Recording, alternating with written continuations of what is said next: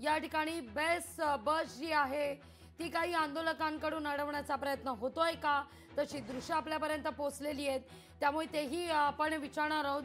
अद्याप या मोर्चाला परवानगी मिळाली आहे की नाही याविषयी मात्र संदिग्धता आहे। अनिल परब घटनास्थळी पोहोचलेले आहेत, मोर्चास्थळी पोहोचले आहेत, या सगळ्याचा आढावा घेतला जातोय। भाग्यश्री, आपण काही दृश्य अशी पाहिली की बेस्टची बस त्या ठिकाणी आली, पण आंदोलक हातात झेंडे घेऊन त्या बेस्टच्या बस समोर उभे असलेले पाहायला मिळत होते।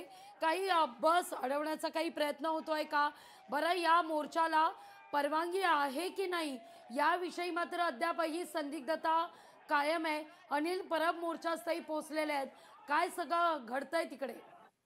निवडणूक आयोग होश में आओ, निवडणूक आयोग होश में आओ, महाराष्ट्र मुंबई मला जाऊ दे ना प्लीज। हे बघा अगदी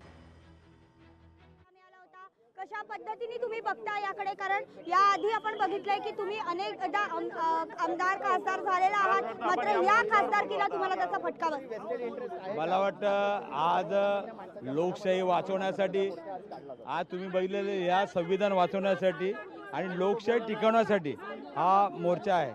आणि या मोर्चामध्ये तुम्ही बघितलं असेल की सर्वसामान्य सर्व लोक यात सामील झालेले आहेत, सर्व पक्षाची लोक या ठिकाणी आहेत।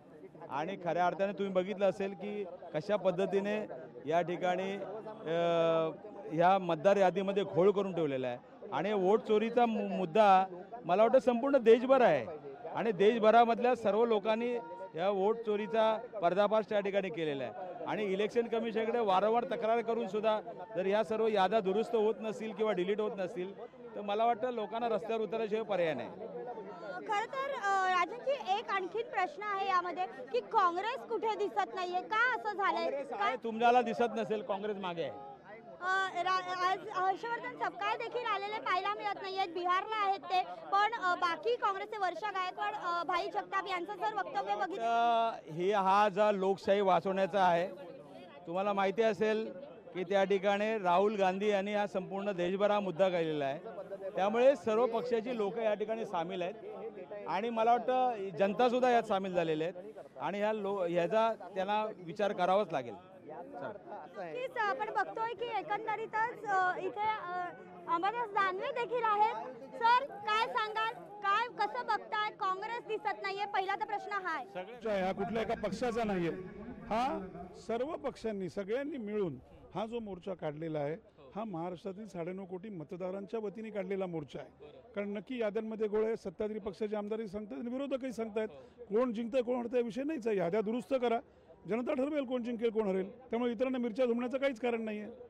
एकंदर नियोजन चांगलं आहे, पोलीस बंदोबस्त आहे, मात्र अजूनही पोलिसांकडून अधिकृत परवानगी मिळाल्याचं काही पत्र किंवा काही असं समोर आलं नाहीये। कसं पाहता याकडे? मग त्याची मला माहिती नाही आहे, परंतु एक गोष्ट नक्की, सामान्य जनता सुद्धा आता उतरलेली आहे, सर्व पक्षाचे कार्यकर्ते पदाधिकारी सुद्धा उतरलेले आहेत। मोर्चा जंगी होईल, मोठा होईल, आणि तुम्हाला दिसेल भाषणं सुद्धा उत्तम असं मार्गदर्शन करणारी असतील।